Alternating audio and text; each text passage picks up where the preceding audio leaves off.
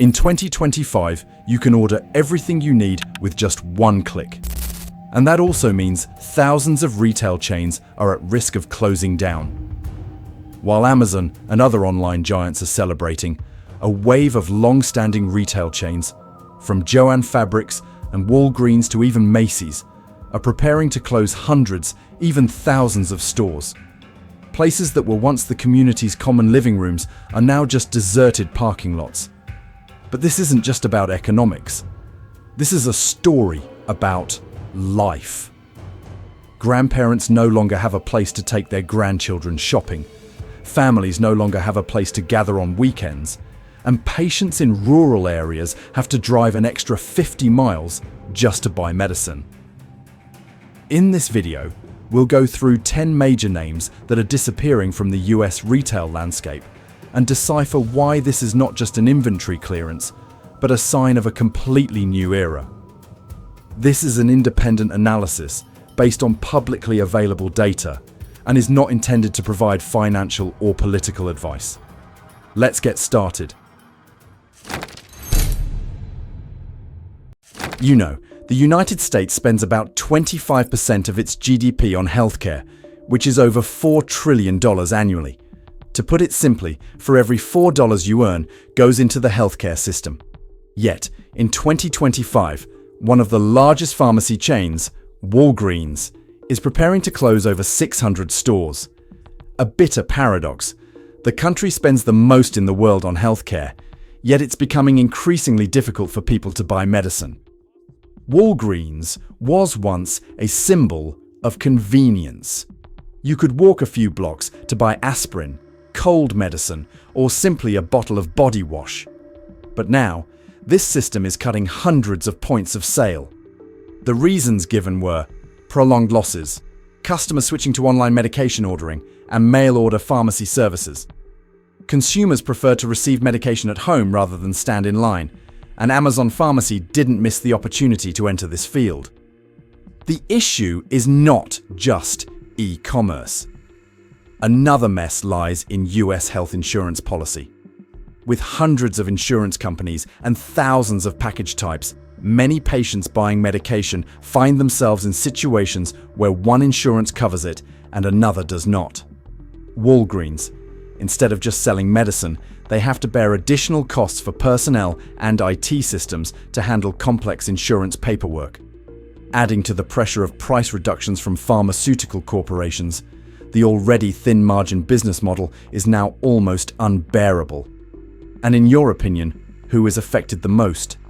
Elderly people in rural areas. Imagine an old man in Kansas who's used to driving 10 minutes to buy heart medication at Walgreens. The store is closed. He has to drive another 50 miles to the nearest city. For young people, it's fine. But for the elderly, every additional kilometer is a risk. Not to mention, Walgreens used to be a stop for blood pressure checks and flu shots. Small but practical conveniences for millions of families. Isn't it ironic that in a country where pharmaceuticals are a super profitable industry, where pharma CEOs earn tens of millions of dollars in bonuses each year, people still have to drive for an hour just to buy aspirin? It's a true American paradox. Medicine is overproduced, but drugstores are disappearing. And when even a giant pharmacy chain runs out of medicine, how long do you think fabric stores, once a shopping paradise for American housewives, will last? I just finished sewing the quilt. Now where do I buy fabric? The lament sounds small, but it encapsulates the entire tragedy unfolding in America in 2025. Joann Fabrics, a chain of fabric and craft stores that once spanned all 49 states with over 9,000 employees, is now preparing to close its entire system.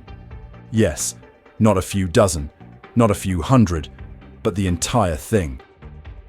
Joann's used to be a familiar destination for many housewives, where you'd buy a few spools of thread, a few pieces of fabric for your wife to make winter blankets, and then you'd see the cold sign, everything must go.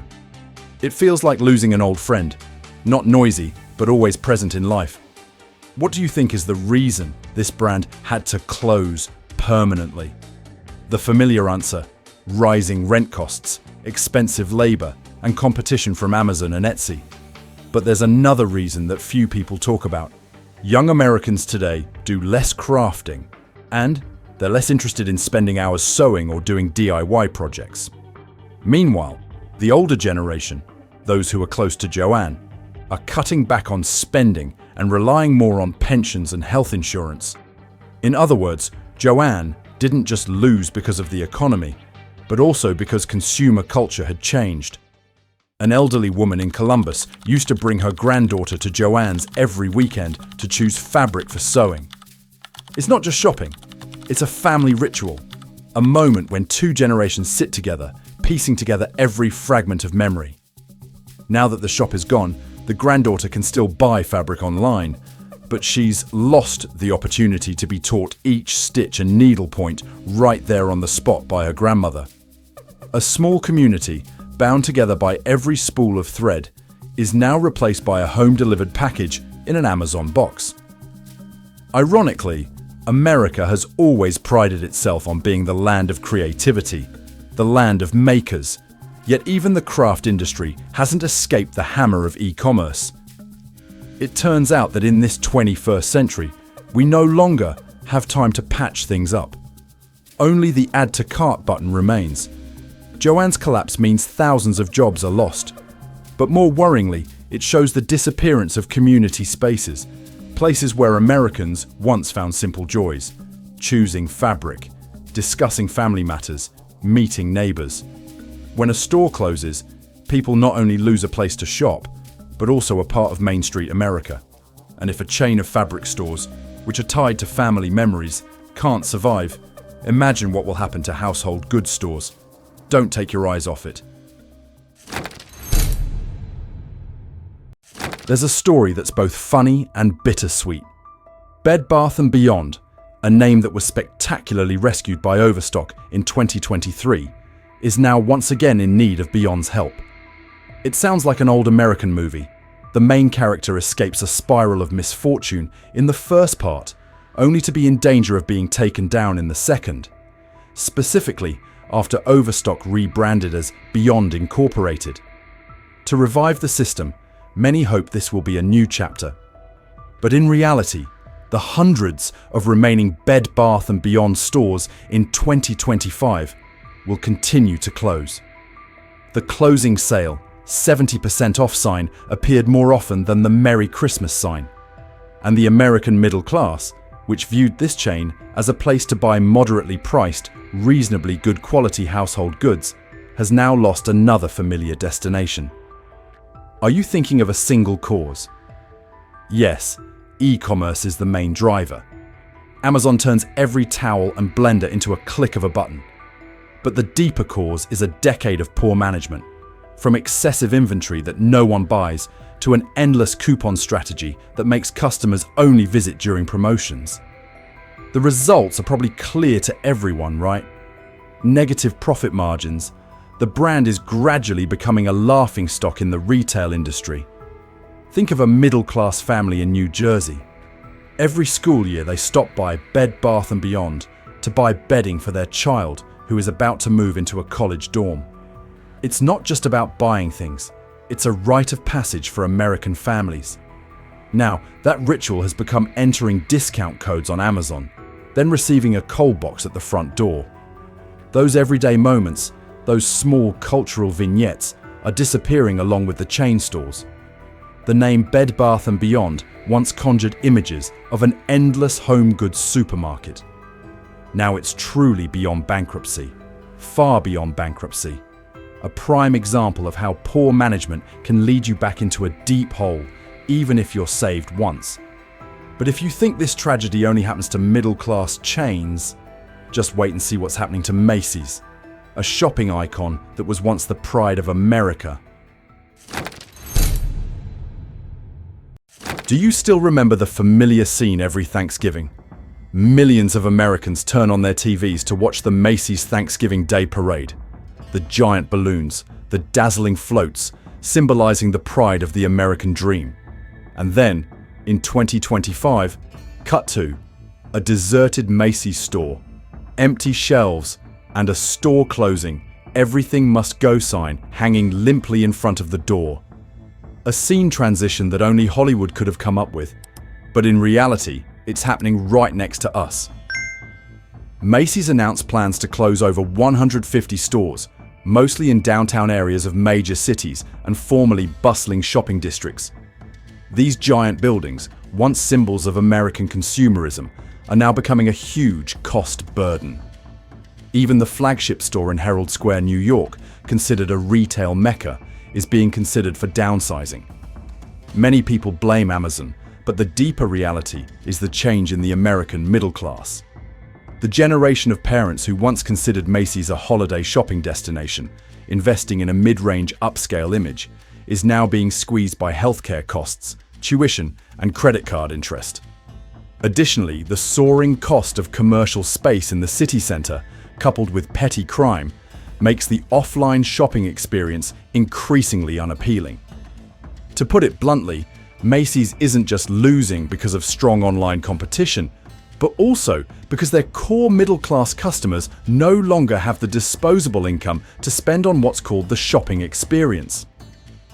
A family in Chicago used to consider their Christmas trip to Macy's a tradition, choosing dresses for their daughter, suits for their son, and then taking photos by the giant Christmas tree in the lobby. That traditional time is now replaced by a click of a mouse on Shein or Target. The family moments associated with the store are gradually disappearing, leaving behind memories that future generations will never experience. Do you see the paradox? A brand that once represented the grandeur of American consumerism is now a symbol of inventory liquidation. The Macy's parade is still there, dazzling on TV, but the real-life Macy's stores are quietly disappearing. It's truly a kind of illusory glory, real decline that only the American economy could script. And if even the icons of the middle class can fall, then in the working class segment, where Americans toil and save every penny, the story is much bigger. If Macy's is a middle-class icon, then Dollar Tree and Family Dollar are considered lifelines for millions of working-class American families. However, in 2025, even this dollar store chain is preparing to close over 600 locations. And it's not just a few small shops in a remote town, but a nationwide wave of downsizing. Dollar Tree used to be a place where you could walk in with a $10 bill in your pocket and leave with a full shopping cart. From candy and toilet paper to kitchen utensils and children's toys, everything is packed into that magical price. But times have changed. Many items have increased to $1.25, then $1.50, and now hundreds of stores have disappeared completely. A fortress of the poor is at risk of melting. Part of this comes from increased logistics costs. Containers from China are no longer as cheap as they used to be. But there's another factor that you probably don't see the media mention much, and that is creeping inflation in daily life. As the prices of food, electricity, and gasoline soared, the already thin profits of these discount stores nearly evaporated. Additionally, Family Dollar consistently faces issues with product quality, ranging from unsafe toys to expired food. People began to lose faith, and when the lifeline broke, no one could hold on anymore. In rural Alabama, Family Dollar is the only store within a 20-mile radius. A single mother often takes her 2 young children there to buy cheap food and a few toys. For her, Family Dollar isn't just a place to shop, but a place where she tries to keep her meager salary valuable. Now that the store is closed, she has to drive half an hour to the nearest Walmart, costing her extra gas, extra time, and extra money. People often say America prints a lot of money, but is it so much that inflation is creeping into every bill and the dollar is losing value right inside the dollar store? A country that once boasted that you could buy something useful for just now sees that can't buy anything but memories. And when even the discount stores, where working class people cling to, have to flee, try looking at the electronics industry, where a giant that was once the trust of every American family is turning into an empty showroom. Best Buy used to be the place where thousands of American families would walk in, try out an 85-inch 8K TV, test headphones with their favorite Beatles songs, choose their desired item, and make a purchase. But now, everything is packaged into a single order right on Amazon for less than $0. That's showrooming, the phenomenon that turned Best Buy from a place to buy into a free display for competitors. In 2025, Best Buy plans to continue closing hundreds of physical stores, focusing on online and warranty services. These stores, once the electronic havens of American youth, spanning tens of thousands of square feet, are now sparsely populated with only a few customers browsing. Many booths empty, like a museum of outdated technology. Most people mention how Amazon and Walmart online have changed the way Americans shop. But there are many other reasons that are rarely mentioned. Anyone who has ever waited 40 minutes to ask a simple question at Best Buy will understand that the brand's customer service is not what they advertise. Beside that, prices are not competitive. Customers come into the store to look, but buy online because it's cheaper. And importantly, the brand's strategy isn't truly correct yet. Best Buy invested in the Geek Squad model, a technical support service, but in the age of Industry 4.0, who still pays for printer installation? The name Best Buy once evoked a promise: the best shopping, the best prices. But now, many people sarcastically call it Best Try, a place just for trying, where no one buys anything. The once bustling shops are now as empty as ghost rooms, and customers only stop by to take a selfie before leaving. And if technology, the industry considered the hottest, turns into a ghost room, then how will affordable clothing fare, which has to compete with fast fashion from China and Europe? That's the story of Gap and Old Navy. A newspaper once wrote, "Gap is no longer a gap, but perhaps only a deep pit of debt." It sounds funny, but it really hurts. Two clothing brands once synonymous with the lives of millions of American families, Gap and Old Navy, are now preparing to close hundreds of stores in 2025. Gap, once an icon of 90s American casual style, is now barely surviving thanks to outlet stores. Old Navy, the affordable sibling that once helped parents buy clothes for the whole family without breaking the bank, is also struggling. When you see a brand gradually shifting to only selling at outlets, that's not a strategy, it's a sign of desperation. It's often said that Shein, Zara, and H&M, the international fast fashion giants, have crushed Gap and Old Navy. But the deeper problem is, American brands have been asleep for too long. While international fast fashion changes styles weekly, Gap is still selling the same hoodies and jeans as 15 years ago. The prices aren't as cheap as Shein, the quality isn't much better, and the brand is becoming outdated. In short, they're neither fast nor cheap, and they don't have the same American quality they used to. Old Navy, meaning the Old Navy. Now it's truly too old to save. Gap, once a symbol of the distance between the middle class and high fashion, has now become the distance between a glorious past and a dismal present. And the most bitter part? Many Americans only see Gap at outlet stores on the outskirts of the city, as if the brand has also been banished from the center of consumer culture. And while American fashion is losing its identity right on its home turf, even the pharmaceutical giant, which seemed untouchable, is starting to falter. It sounds unbelievable, but even CVS Health, the largest pharmacy chain in the United States with over 9,000 stores across all 50 states, is preparing to close over 300 more locations in 2025. A big surprise, as CVS was once considered an unstoppable force in the healthcare retail industry.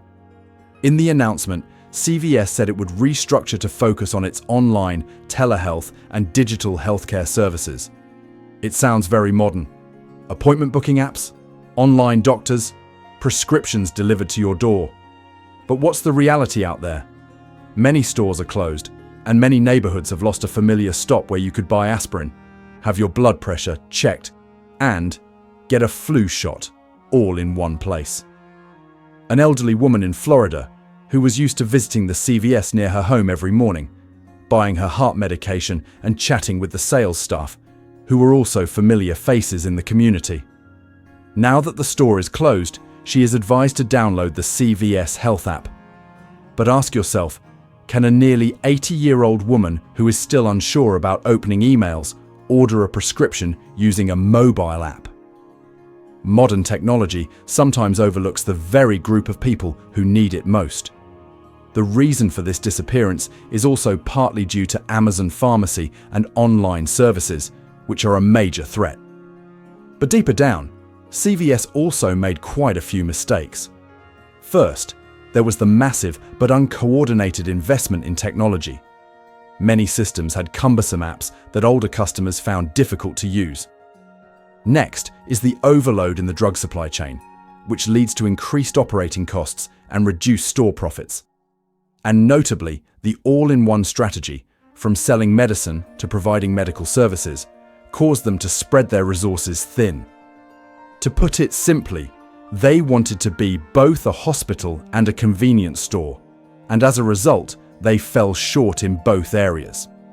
CVS calls it a step into healthcare 4.0. But for many, it's like a half-joking, half-serious statement. The app is free, but you have to print the medication yourself at home. America may lead the world in medical technology, but ultimately, a patient still has to drive an extra 20 miles just to buy a bottle of eye drops. And if even CVS, the pharmaceutical giant, is starting to falter, who would dare to think a massive general merchandise chain like Walmart could be immutable? It sounds paradoxical. Walmart is still reporting huge profits and still leads the US retail market. Yet by 2025, the giant is quietly closing dozens of underperforming stores. Yes, even if you're the king, you still have to leave behind some territories that no longer have a chance to advance on the chessboard. Walmart currently owns over 4,600 stores in the United States, spanning from urban to rural areas. But this year, a series of sales points in sparsely populated areas with low purchasing power have been removed from the map. The reason given: restructuring to focus resources on the online segment and profitable areas. To put it bluntly, wherever there isn't enough money to support it, Walmart abandons it. In reality, it's not that Walmart is weakening. In fact, they are investing heavily in e-commerce to compete directly with Amazon. But what few people notice is that security and operational costs in low-income areas have skyrocketed. From shoplifting and security costs to expensive logistics infrastructure, all of this makes maintaining a store in a small town no longer worth the money. The result? Walmart chose to selectively withdraw rather than stubbornly cling to unexpected risks. When Walmart, the symbol of everyday low price, also packs up, that slogan sounds like a joke. A miniature American town is now down to just two bright spots: Dollar General and the church. One can pray in this place and buy a box of noodles for twice the price in another. So, we've gone through 10 familiar names together, from Joann Fabrics, Walgreens, Macy's, Dollar Tree, all the way to Starbucks. Each story sounds different, but they all lead to the same big picture. American retail in 2025 is undergoing a powerful restructuring. We are promised an era of faster, more convenient consumption, just a click away. But the big question is, are we sacrificing too much? From jobs and memories to even a sense of community connection? Perhaps for corporations, these are just numbers on financial statements. But for millions of ordinary families, every store that closes is a piece of memory lost, a family tradition interrupted. Americans aren't just losing places to shop, we're gradually losing the shared spaces that bind society together. Now I'd like to hear your opinion. Which chain of stores do you miss the most? Is it Joann's? where your grandmother taught you to sew, or Starbucks, where you used to meet friends every morning? Please share your story right below in the comments, because it's those very personal memories that piece together the true picture of America today. If you found this video helpful, don't forget to hit the like button, subscribe to the channel, and turn on notifications, so we can meet again in future videos. All data, figures, and analyses in this video are compiled from reputable news sources, research reports, and expert opinions. The video is informative and commentary. It is not intended to attack individuals or organizations, nor to provide financial or investment recommendations. Viewers should consult multiple sources before making a decision. Thank you for watching until the end. See you in the next videos.